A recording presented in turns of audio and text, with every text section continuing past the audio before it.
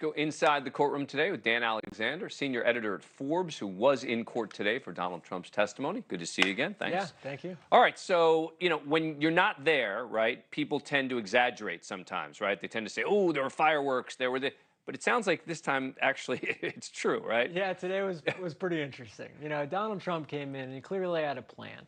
He was going to play it kind of cool. He was going to be a little bit more reserved, calm Donald Trump. He had been coached on this, and this is the idea. But, there's an old boxing saying, everybody's got a plan until you get punched in the mouth. Yep. That's kind of what happened today. So the state's office starts running through the details of these calculations.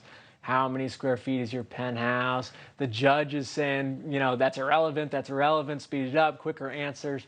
And Trump, you could just see it slowly turn, and he just got angry. And that's when he started lashing out at the attorney general, calling her a political hack from the stand. At one point, he's yelling at the judge. This is not normal behavior that you see in a courtroom. Did the judge threaten to hold him in contempt at all? No, he did not. But he did say that if Trump wouldn't get his act together and basically start answering the questions, that he would reserve the right to infer negatively upon his responses. Yeah, so. as if that wasn't going to happen already. All right. Right. Now, you wrote an article in 2022 for Forbes. It was titled "Exclusive Recording Documents Bolster Trump Fraud Lawsuit." It was brought up in court today. I actually want to play one of the recordings from the piece. It's a 78-story building.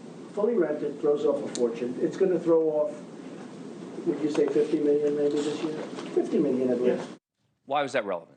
Well, it's just full of lies. This is the same thing that's at the heart of the case, and he was lying to the media in the same way that he lies to the bank. So that 78-story building that he's referring to, well, if you go on his website, it says it's 73 stories. And if you go on the SEC's website, they'll tell you it's 63 stories. Okay, so... And if you go to the building, it's actually 12? I don't know. I mean, can't you just go to the building and see how big it is? It's 63 stories. All right, go ahead. Yeah. If you look at the profits, he's saying that they're $50 million. Well, that's a net operating income figure.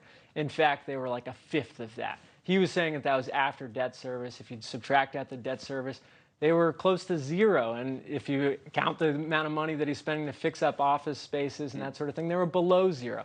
So he's lying about all of this stuff. And what the Attorney General was trying to show today is that when you want to pump up the value of your assets, you are lying about these key figures that go into that calculation. What are the profitability figures? What is the square footage figures?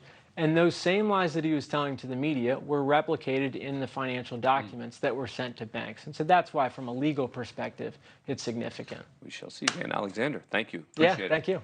Thank you for watching. Go to newsnationnow.com to find NewsNation on your cable provider.